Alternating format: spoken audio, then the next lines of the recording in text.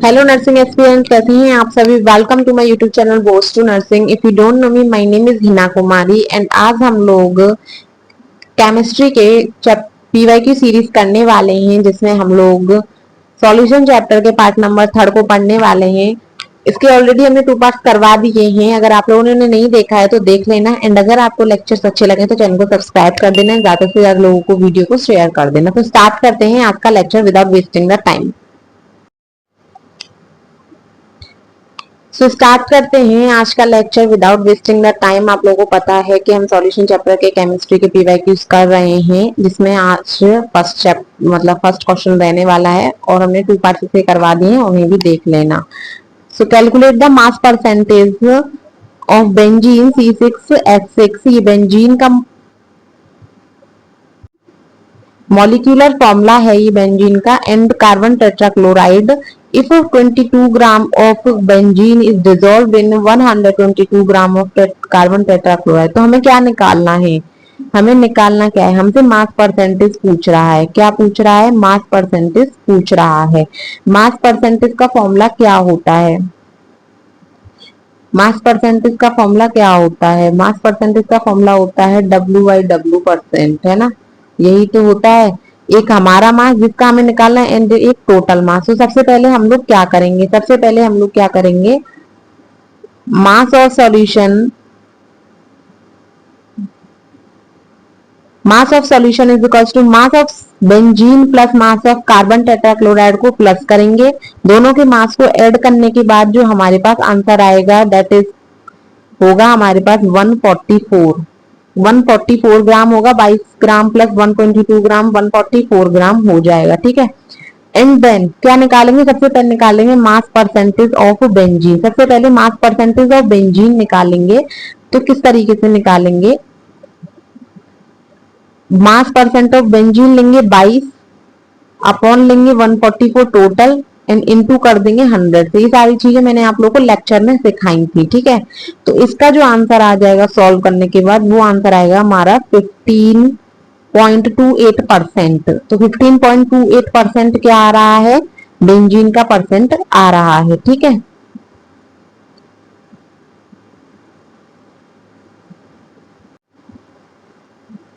तो जब हम बाद में निकालेंगे मास परसेंट ऑफ कार्बन टेट्राक्लोराइड, तो उसी तरीके से निकालेंगे। इसका 122.144% लेंगे एंड इंटू 100 कर देंगे, तो उसका आंसर आ जाएगा 84.72%। इसके अलावा हम एक और तरीके से कर सकते थे, जस्ट लाइक अगर हमने एक का निकाल लिया था ऑलरेडी, तो अगर हम 100% में से 100 में से माइनस कर देते 15.28% को, तो भी हमारा आंसर यही आता है 84.72। अगर आप लोगों को ट्रस्ट नहीं है तो आप लोग सॉल्व करके देख लेना।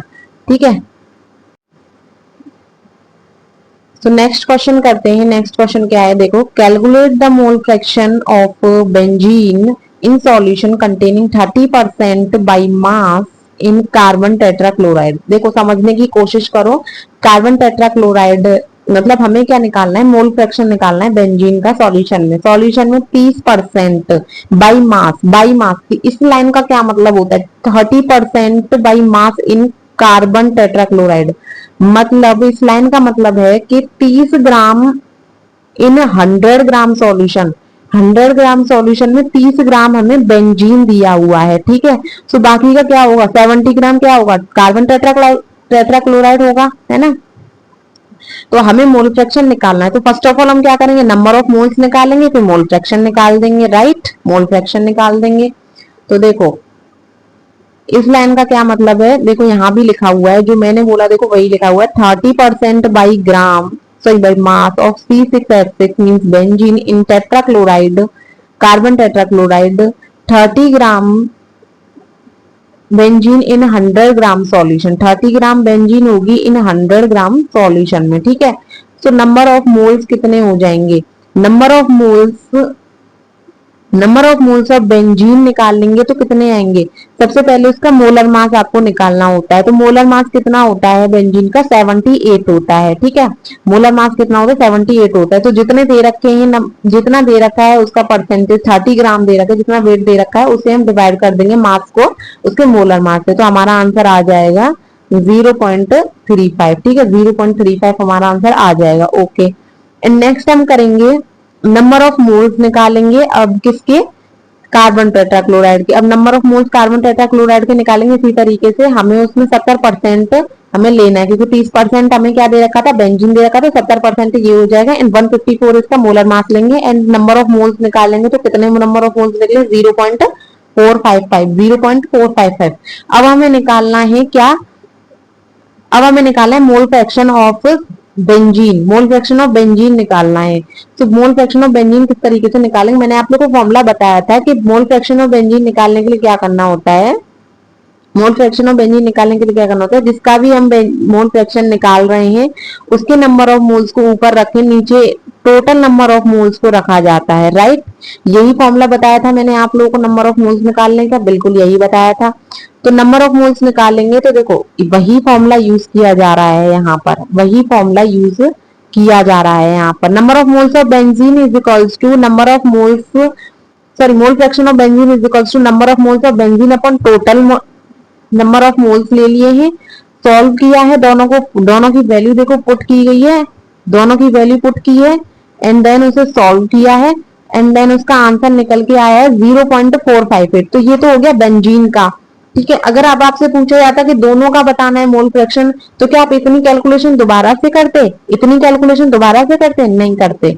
मैंने बताया था आपको अपनी क्लासेस में कि इतनी कैलकुलेशन नहीं करनी है, सीधे सीधे क्या करना है, 1 में से माइनस कर देना है, जितना भी एक का निकल के आया है तो आपका आंसर आ गया 0.542। क्यों 1 में से माइनस करना है, बिकॉज मैंने बताया था कि कितने भी मोल फ्रैक्शन को ऐड कर लो, कितने भी मोल फ्रैक्शन को ऐड कर लो, वो ऑलवेज इज इक्वल्स टू कितने रहते हैं, 1 रहते हैं, ठीक है। ये क्वेश्चन समझ में आ गया, इसी तरीके क्वेश्चन आप लोगों से पूछे जाते हैं। तो आ जाओ अपने नेक्स्ट क्वेश्चन पे, calculate the mass of urea, this is the urea required to, so required in making 2.5 kg of 0.5 molal aqueous solution, ठीक है। क्या दे रखा है हमें, मोल दे रखे हैं 0.25, मोललिटी दे रखी है ये किसकी, यूरिया की, ठीक है। एंड हमसे पूछ रहा है मास ऑफ यूरिया, पूछा जा रहा है कि 2.5 केजी को बनाने के लिए कितना यूरिया चाहिए होगा एक्वायर सॉल्यूशन के लिए, ठीक है। तो देखो सॉल्यूशन की तरफ देखते हैं,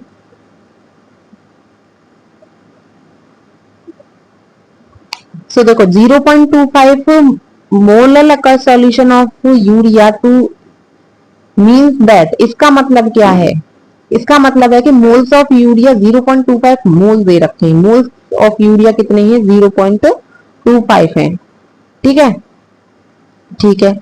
मास ऑफ सॉल्वेंट कितना दे रखा है, मास ऑफ सॉल्वेंट मतलब इसका मास कितना होता है, मोलर मास कितना होता है, 60 ग्राम होता है, मोलर मास कितना होता है, 60 ग्राम होता है, होता है, ठीक है।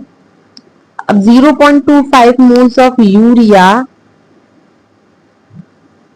कितने होंगे, मोल्स कितने होंगे, 0.25 मोल्स ऑफ यूरिया, 0.25 में कितने मोल्स आ जाएंगे, तो ये हो जाता है हमारा 0.25 into 60 gram is equals to 15 gram urea होगा 0.25 में, ठीक है। 0.25 में कितना यूरिया होगा, 15 ग्राम होगा, ठीक है, ठीक है। अब देखो कि मास ऑफ सॉल्यूशन कितना हो जाएगा, अगर मैं, ये 15 ग्राम है, उसमें बोला गया है कि यूरिया जो है वो एक्वा सॉल्यूशन के लिए हमें चाहिए, तो 1000 ग्राम में, 1000 ग्राम में, 1000 केजी में कितना हो जाएगा, 1000 ग्राम में कितना हो जाएगा, 1000 प्लस 15 ग्राम करेंगे तो 1.015 केजी आ जाएगा। 1.015 केजी ऑफ यूरिया सॉल्यूशन कितना कर रहा है contain, 15 gram of urea contain कर रहा है, हाँ। तो 2.5 कितना करेगा, जब वन, समझो देखो ये क्या कह रहा है कि 1.015 केजी यूरिया सॉल्यूशन कंटेन कर रहा है 15 ग्राम यूरिया, तो 2.5 कितना करेगा, तो सबसे पहले 1 का निकालेंगे, तो सबसे पहले 1 का निकालेंगे तो क्या करेंगे, अगर हम 1 का निकालते हैं कितना होगा, 15 अपॉन 1.015 015। अगर हम 1 का निकाल लेंगे तो ये हो जाएगा। फिर हमसे पूछा जाए कितनी भी डिजिट का पूछा है, अब हमें 1 का पता चल गया। अगर हमसे 3.5 का पूछा जाए, 3 का पूछा जाए, कितने का ही पूछा जाए, उसका मल्टीप्लाई कर दो। जैसे हमसे पूछा है 2.5 केजी का, तो उसका मल्टीप्लाई कर देंगे। तो हमारा इसका आंसर कितना आ जाएगा, 37 ग्राम आ जाएगा answer. It is clear to you. आगे चलते हैं। नेक्स्ट क्वेश्चन देखो, hydrogen sulphide toxic gas with rotten eggs like smell is used for qualitative analysis. If the solubility of hydrogen sulfide in water at STP is 0.195 m, calculate Henry's law constant. Henry's law constant हमें निकालना है, ठीक है। Moles हमें दे रखे हैं 0.195, okay, किसके, hydrogen sulphide के। ओके, तो किस तरीके से निकालेंगे हम हेनरीज लॉ कांस्टेंट को, किस तरीके से निकाला जाएगा। तो सबसे पहले हम लोग देख लेते हैं हमें क्या क्या दे रखा है।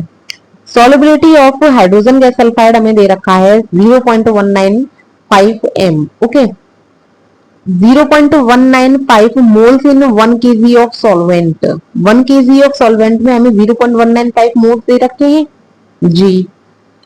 इसका क्या मतलब है, 1 kg इज इक्वल्स टू, अगर मैं 1000 ग्राम रख लूं, ठीक है, 1000 ग्राम, तो 1000 अपॉन 18 करूं तो 55.5 मोल मुझे वाटर के दे रखी है, 55.55 मोल।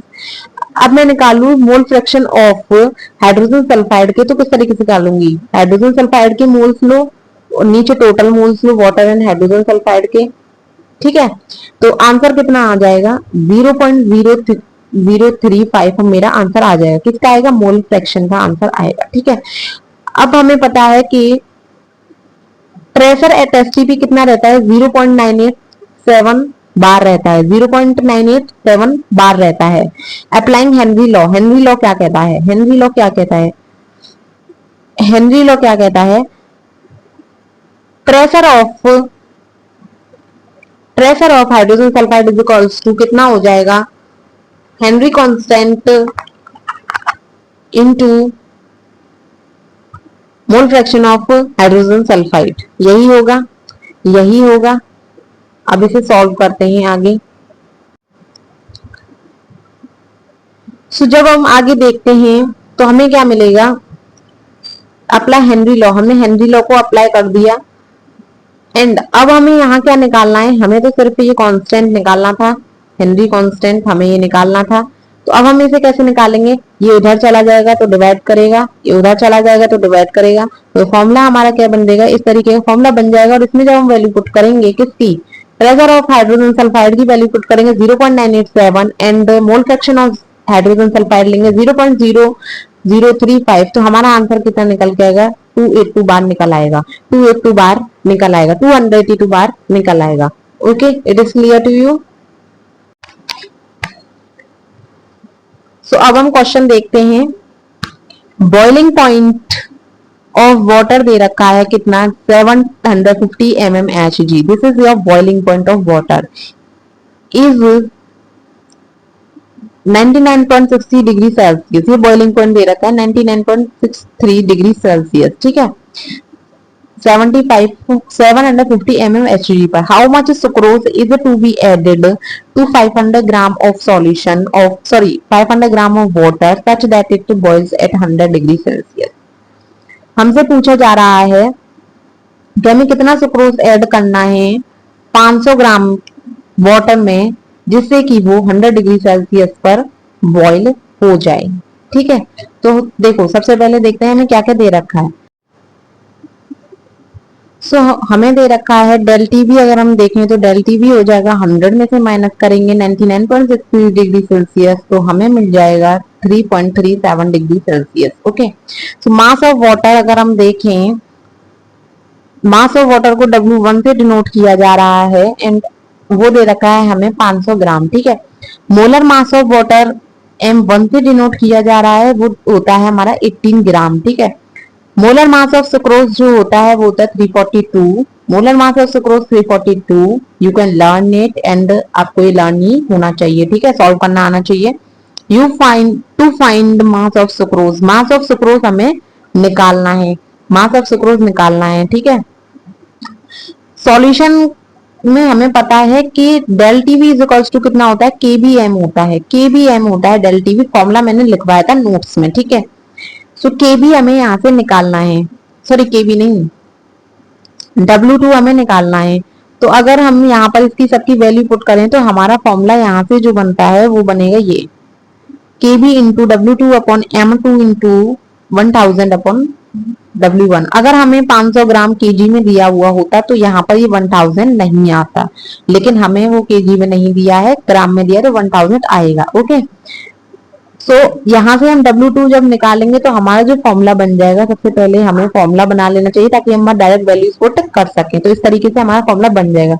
अब हमें M2 कितना दे रखा था, हमने सब कुछ गिवन में लिखा 352 M2 हमें दे रखा था, तो हमने यहाँ पर पुट कर दी 342 की वैल्यू, एंड ये 500 हो गया, ये 3.37 हो गया, एंड ये 1000 एंड ये 0.52। ठीक है, ये केवी की वैल्यू है 0.52। तो हमारा यहाँ से जो W2 निकलेगा, W2 जो निकलेगा हमारा यहाँ से वो निकलेगा 1108.2 ग्राम, 1108.2 ग्राम। अगर हम इसे केजी में निकालें, अगर आपसे केजी में पूछा जाए तो केजी में इसकी वैल्यू इतनी आ जाएगी। तो that is your answer, this is your answer. तो आई होप ये आपको समझ में आ गया होगा। सो आज के लिए इतने ही क्वेश्चन करते हैं।